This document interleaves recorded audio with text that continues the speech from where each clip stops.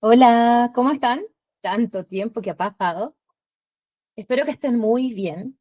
Hoy vengo a entregarles este capítulo de YouTube sobre los estándares y el retrabajo. No sé si se entiende muy bien a qué se refiere uno con estándares. Me ha pasado en empresas donde he estado trabajando, donde he estado interactuando o apoyando en los procesos de mejora continua, y me he dado cuenta de que muchas veces más que un estándar es una forma de sobrevivencia, ¿vale? Y esta forma de sobrevivencia produce retrabajo. Entonces, hoy vamos a hablar sobre eso, vamos a hablar de la importancia, vamos a hablar cómo más o menos trabajarlos y ya después mi idea es poder ir profundizando un poco más sobre esto. Primero que todo me voy a presentar para aquellos que quizás no me conocen. Mi nombre es Alejandra Aspe. Yo soy una persona que trabaja en mejora de procesos corporativas, enfocada siempre en la calidad. Mi trabajo siempre ha sido sobre calidad, ¿vale? Y en Nebulas, que es la empresa que fundé para poder ayudar en este proceso, nos dedicamos a eso, ¿vale? Ojo que la calidad no significa solamente enfocarse en testing. Nosotros como Nebulas nos enfocamos en todas las áreas. La calidad está en el desarrollo, la calidad está en el testing, la calidad está en lo que hace DevOps, en lo que hace el equipo de negocios. La calidad está en todo. Cuando yo me sirvo un plato no se trata solo de que sepan cómo cocinarlo, sino que la calidad de los ingredientes, la forma en cómo se cocinan, todo tiene que ver. Esto es igual, es exactamente lo mismo. Así que, basado en que ya nos conocemos y que ya saben quién soy, vamos a empezar un poquito a hablar sobre esto del retrabajo y los estándares. Cuando las empresas están trabajando, nos podemos encontrar con múltiples formas, ¿vale? Quizás alguna de estas es tu empresa y tú me dices, sí, sí, en los comentarios, esta es la empresa mía, así somos. Hay empresas que tienen un equipo y este equipo hace todo. Hay otras empresas que tienen múltiples equipos o dos o tres equipos y trabajan en distintos productos. Tenemos empresas que tienen varios o un producto y tienen varios equipos trabajando en este producto y muchas veces con problemas de comunicación. Tenemos equipos o en realidad empresas que trabajan múltiples productos que son gigantes y que tienen que trabajar de una manera un poquito más ordenada totalmente. La tendencia es que los equipos que son un equipo o algo así, normalmente son mucho más de sobrevivencia y no de estándares, por ser los únicos que trabajan y que en realidad piensan en como ay, no vamos a salir de acá, somos todos, no va a haber nadie más, no importa, hagámoslo como salga. Muchas veces en las empresas grandes también me ha pasado que me he encontrado con que cada uno hace lo que quiere porque es tanta la gente que no sabemos cómo coordinar. Entonces, así como existen estos tipos de empresas, también existe esta tendencia a decir, ok, a ver, por ejemplo, voy a comprar una herramienta de gestión, una herramienta de pruebas, una herramienta super cool que está de moda para poder trabajar todo lo que es eh, ahora algo famoso. Entonces, vamos a trabajar, no sé, típico, Jira, que es como el más conocido, Zephyr, X-Ray, no sé, cualquiera de estas herramientas, y las vamos a empezar a usar. Pero las empiezan a usar sin ni siquiera haberlas estudiado, sin ni siquiera haber entendido qué quiero obtener de cada una de estas herramientas. Cuando yo tomo o creo o defino qué herramienta voy a utilizar, necesito saber para qué necesito esa herramienta. ¿Cuál es el foco de haber elegido esa herramienta?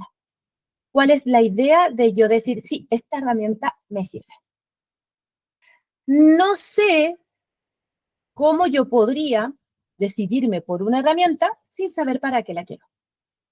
Si yo la quiero para algo tan básico como crear pruebas, no sé si una herramienta sea lo adecuado. Si con esa herramienta vas a hacer mucho más cosas, vas a gestionarla, vas a planificar, vas a crear ciclos, vas a coordinar, check, quizás mejor. Si vas a usar una herramienta de gestión solo para crear tickets, sin entender mucho la lógica de por qué se trabajan, no tiene mucho sentido otra vez. De la mano de todo esto que estoy conversando, lo que quiero contar es que si yo llego y compro, y si yo llego y defino una herramienta, sin un estándar, sin una forma de cómo la quiero usar, lo más probable es que no use el potencial que tenga esta herramienta. Y eso me ha pasado muchísimo. muchísimo. Y me ha pasado mucho también de que me dicen, no, es que nos vamos a migrar de esta herramienta a esta porque esta es mucho más poderosa, y terminan convirtiendo la herramienta súper poderosa en la antigua. Finalmente no sirve de nada. Volvemos a lo mismo. ¿Y por qué pasa eso? Porque un estándar, una forma de trabajo, un flujo, un proceso con el que queramos encontrarnos, no es llegar y hacerlo, no sé si a tontas y a locas, como decirlo, porque mucha gente me va a decir, ay, no, nosotros sí nos dedicamos para poder hacerlo. Sí puede ser, pero si no tienes un foco o un fin adecuado, lo más probable es que la herramienta esté mal usada, el flujo esté mal realizado o el proceso no esté bien definido. Y para que todo esto se defina, yo creo estándares. Es distinto, por ejemplo, que yo diga, sí, los bugs los vamos a crear así. Y todas las veces yo tengo que copiar y pegar una forma de trabajo, porque no es la forma estándar para todos y con etiquetas y cosas para poder hacerla. Y después me doy cuenta de que no es necesario hacer eso porque la herramienta que compré, que estoy pagando y que no estoy usando correctamente, tiene cómo crear los bugs. Eso es un ejemplo pequeñito, pero me ha pasado con todo. Bueno, he conocido áreas que ni siquiera tienen en calidad dentro de los equipos y eso ya es más complejo porque en realidad la calidad va desde el punto de vista de que el QA no es solamente una persona que hace pruebas, sino que acompaña en el flujo de que hacer que las cosas fluyan, la calidad del proceso del equipo fluya. Y eso es otro punto. Entonces, en el estándar, lo que nosotros tratamos o lo que se debe realizar es que tú definas una forma de trabajo que sea compatible con los equipos. Y que si tú defines que algo se hace de una manera, ojalá los equipos lo trabajen de esa manera para que cuando haya un cambio de equipos, haya alguien que tenga que reemplazar a otro, sepamos cómo trabajar a lo mínimo, ¿vale? Hay cosas que cada persona y cada equipo va a hacer por las suyas y está perfecto. Pero eso va de la mano de que hay ciertas cosas que todos vamos a hacer iguales. Por ejemplo, digamos que crear historias de usuario. Si yo creo una historia de usuario eh, y yo la creo de una manera, otra persona la crea de otra manera, los criterios de aceptación, unos lo crean en Gherkin, otros lo crean en prosa, vamos a tener, no sé si un problema, pero sí una definición distinta para cada uno. Si no sabemos cómo dividir las historias, si las historias van a ser muy grandes, finalmente vamos a tener un problema. Las historias no tienen que estar creadas completamente al principio, pero sí tienen que estar entendidas. Ahora, si yo no entiendo una historia, siempre recomiendo que creen un spike o una investigación antes de hacer una historia. Esto hasta el día de hoy sigue funcionando pero perfectamente en cada uno de los equipos con los que trabajo, de cualquiera de las formas. Entonces, en estas historias, no solo tiene que saber cómo crearlas negocios, tiene que saber cómo crearlas el equipo de desarrollo, el equipo de calidad, el equipo de UX tiene que entenderlas porque es un proceso de trabajo. Este último tiempo me ha tocado conocer a una UX que trabaja hermoso, ¿vale? Ella tiene unos estándares de trabajo tan preciosos, tan agradables, que permiten que el equipo completo comprenda que necesitamos.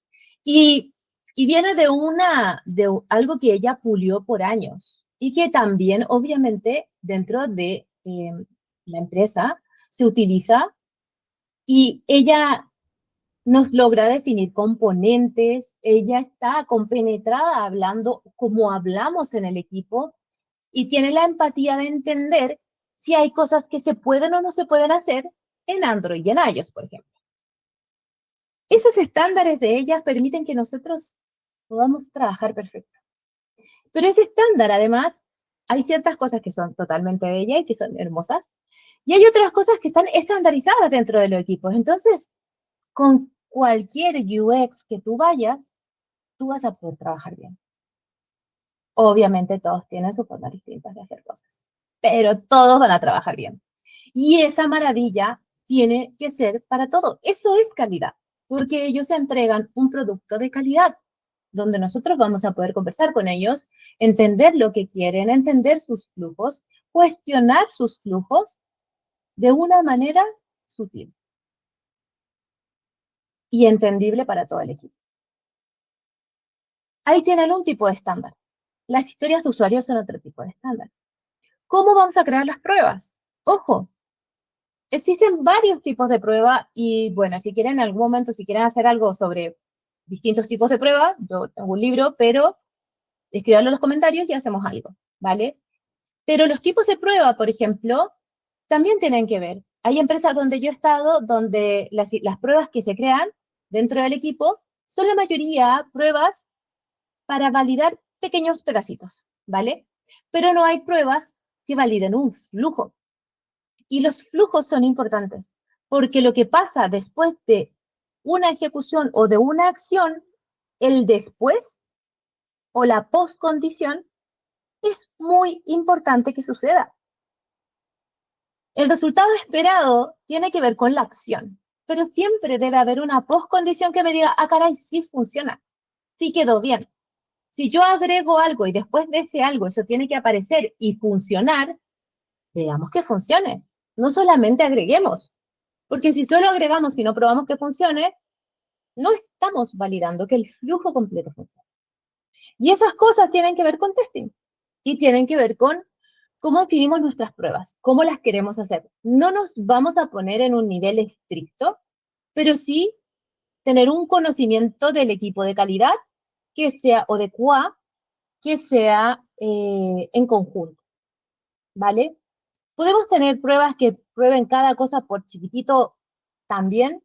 Sí, pero también deberíamos tener en colaboración, y acá es donde empieza la parte difícil, con el equipo de desarrollo, ciertas pruebas unitarias que no tengamos que volver a repetir en QA. Algunas quizás sí las vamos a repetir, pero no nos vamos a asegurar que tengamos, no sé, un rango de valores límites cuando sabemos que la prueba unitaria lo hace y validamos que la prueba unitaria esté correcta, ¿vale? Vale, pero ¿y quién valida que la prueba unitaria esté correcta? El dev.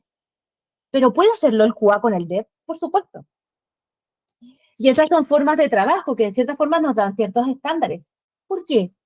Porque yo puedo hablar con el equipo de desarrollo, con los TLs, con el equipo de technical leads que puedan tener y explicarles la necesidad de que ciertas pruebas se hagan en el modelo unitario porque son más baratas, son más fáciles de hacer y son más fáciles de ejecutar porque son isolated, es decir, son aisladas. Entonces, en este proceso entra el estándar de cómo tiene que trabajar el desarrollo. Y se empieza a trabajar colaborativamente esta parte para yo poder enfocarme como QA en el impacto. En el impacto y en lo que de verdad quiero, que son los flujos completos. Y entender si el flujo completo funciona y automatizar el flujo completo. Y no automatizar pedidas básicas. ¿Vale? Eso también son estándares. Si después yo estoy hablando de herramientas y estándares que tengo que generar las herramientas, tiene que ver con como, por ejemplo, ok, si yo voy a ejecutar pruebas, ¿cuál es la mejor forma de ejecutar pruebas? Si todos lo hacemos de forma distinta, luego va a ser muy difícil poder encontrar cuáles cosas son importantes, ¿vale? Como por ejemplo los test set o cuáles son los conjuntos de pruebas, test set es un conjunto de pruebas. ¿Por qué? Lo vamos a hacer por producto, lo vamos a hacer por funcionalidad, lo vamos a hacer por cada historia de usuario, todo ese tipo de cosas, ¿vale? Ahí va el estándar de las pruebas asociadas a cómo las vamos a ir trabajando. Luego están los estándares de los bugs. ¿Qué tipo de bugs tenemos? No se trata solo de crear bugs, se trata de tener acuerdos de cuando sí creo un bug y cuando no creo un bug. No produzcamos competencia dentro del equipo de desarrollo con el equipo de calidad, esto siempre lo digo, sobre el punto de competir para si hay más bugs o no, ¿vale? No es la idea. La idea es colaborar. Para colaborar yo voy y hablo con mi dev y le digo, no sé, X, para no decir un nombre, X, encontré este error, porfa solucionalo para que tratemos de sacar esto hoy. Si se soluciona, yo vuelvo a hacer pruebas, sigo en mi proceso, ¡pum! No es reportar todo, ¿vale? Pero si algo ya llega a producción, obviamente hay que reportarlo y hay que traerlo. Ahora, hay equipos que no llegan a producción, hay equipos que sí llegan a producción y depende mucho de la empresa, es cómo manejamos eso. Bueno, eso es otro punto. Otro punto que podemos hablar en otro video. Pero existen estándares de los bugs. Están los bugs productivos y están los bugs de las regresiones. Y están los bugs del sprint o de la historia que estoy probando, por así decirlo. Son distintos bugs, son distintos tratamientos y son distintas métricas, ¿vale? No es lo mismo. Y hasta acá estamos en el estándar de todo lo que tiene que ver con de testing, de la mano de las pruebas, los bugs, los ciclos de pruebas, cómo los vamos a trabajar, la importancia que tienen, es el poder explicar a mi equipo de calidad y a mi equipo de productos, las herramientas con las que estamos trabajando, ¿vale? Las herramientas son muy importantes porque de verdad nos ayudan a unificar la forma de trabajo. Y si tenemos una herramienta, tratemos de utilizarla lo mejor posible y no desacoplarnos de ella para utilizar un Word, para utilizar un Excel, para utilizar y copiar y pegar desde la herramienta. Y es que podemos usarla, ¿vale? Muchas veces necesitamos quizás aprender cosas nuevas para poder lograrlo. Y para eso están personas como yo que los pueden ayudar. Pero si no me tienen por ahí, pueden tratar de buscar a alguien dentro del equipo que sepa hacerlo y tratar de pedir ayuda. Los estándares también sirven para trabajar entre ambientes, entre el ambiente de desarrollo y el ambiente de calidad. Todos sabemos que el ambiente de desarrollo casi nadie lo ocupa porque siempre está malo. Y ocupan el de calidad. Pero para ocupar el de calidad tienen que existir ciertas reglas, porque si el de calidad está siendo utilizado para desarrollo y además está siendo utilizado para calidad, no está siendo utilizado para calidad, solo está siendo utilizado para desarrollo. Solo que tenemos la suerte de quizás a veces no mandarnos tantas embarradas o problemas saliendo a producción. Si tenemos un ambiente entre medio, pues bueno, nos puede ayudar. Entre medio me refiero entre producción y QA, que sería el ambiente de preproducción o de staging o como le quieran llamar. Eso podría ayudar. Pero también tengo que tener reglas, ¿vale? Y tengo que saber a quiénes les doy permiso, a qué repositorios, quién pasa, quién hace el pull request, quién hace la aceptación del pull request, si vamos a hacer code review, qué pasa con el code review, se revisa o no se revisa, qué es lo importante. Ojo, que también tiene que ver con qué vamos a revisar en un code review, qué tenemos que tener en cuenta como mínimo. Quizás eso no es un estándar, quizás es un checklist, pero sigue siendo un estándar, ¿vale? Porque simplemente esto es lo mínimo. Es lo mínimo que ustedes tienen que revisar. Y ese tipo de cosas son importantes. Entonces ustedes pueden decir, ay, Ale, pero es que de verdad son muchísimas cosas. Sí, son muchísimas cosas. Cuando me ha tocado trabajar en empresas que he tenido que crear de cero o en empresas donde de verdad no teníamos nada en el área y había que ir creando, no me tocaba solamente trabajar con calidad, era desarrollo, era POs o Product Owners, era con el equipo de DevOps o con el equipo de soporte. Hubo que crear áreas de soporte en algunos casos, mesas de ayuda, entender cómo eran los cortapalos. O sea, hay muchas cosas que de cierta forma se necesitan. Si tú estás creando un producto, tú tienes que tener un mínimo de necesidades para después entregar al área de soporte. Eso también son estándares, formas de entrega, entregables. Entregables que de cierta forma tienen que seguir un conducto. ¿Vale? Lo mismo pasa con las métricas. Todo esto es lo que les quiero contar, ¿vale? Si tú utilizas herramientas para sopesar todo esto, terminas haciendo un retrabajo, ¿vale? Entonces, trata de crear, ¿por qué un retrabajo? Porque o utilizas muchas herramientas o muchas cosas para sopesar aquello que no sabes usar, o cuando hay intercambio de equipos o tienes que pasar a ayudar a otro equipo y no hay un mínimo del flujo comprendido por todos, tenemos un problema. Y esto es para desarrollo transversal, para el equipo de QA transversal, para el equipo de negocio transversal, para el equipo de UX transversal, para todos los equipos transversal, para el equipo de soporte, para todos los equipos. Si transversalmente por área y por producto o por funcionalidad no tenemos ciertos estándares, formas de trabajo, flujos, procesos, vamos a tener un problema de comunicación, de entendimiento y de retrabajo, ¿vale? Bueno, esto es una vuelta al colegio, por así decirlo, a la vida, a retomar nébulas. Así que espero que les haya servido como una primera introducción. Espero pronto estar haciendo un primer capítulo de entendimiento sobre Jira. Quiero que entiendan un poco cómo trabaja Jira, lo más básico, para que entiendan un poco cómo trabajarlo. Y vamos viendo cómo funciona. Les voy a ir mostrando herramientas. Hay distintas herramientas, yo les voy a mostrar una gratuita que conozco, pero hay muchas herramientas que también les puedo mostrar, por si acaso. Y vamos viendo de ir aprendiendo un poco más, ¿vale? Les mando un abrazo, muchas gracias por estar acá. Pónganle me gusta, por favor, todo me ayuda. Compartan este video, entiendan que los estándares, los procesos, las formas de trabajo son necesarias. Yo las amo. Y ojo, estoy hablando desde el punto de vista no estricto. No quiero escuchar por ahí que han dicho, no, es que Lalo dijo que esto tenía que ser todo así, pero súper armado. Mentira. Mentira. Los estándares, los procesos, las formas de trabajo deben tener lados plomos, por así decirlo. Nada es blanco ni negro, tú puedes ser gris, plomo, porque esa flexibilidad nos permite la innovación, nos permite crear, nos permite darnos cuenta de que quizás hay cosas que se pueden mejorar y cosas que pueden hacerse distintas. No seamos estrictos, pero tampoco vivamos desde la sobrevivencia. La sobrevivencia es agotadora. La sobrevivencia hace que los equipos se cansen. En especial cuando todo es manual. Y ahora tenemos la IA que hace muchas cosas que pueden ser automatizadas y tenemos muchas herramientas automatizadas o para automatizar, ¿vale? Que tengan un buen día. Nos vemos. Hasta pronto. Bye, bye. Hasta la próxima. Que les vaya muy bien.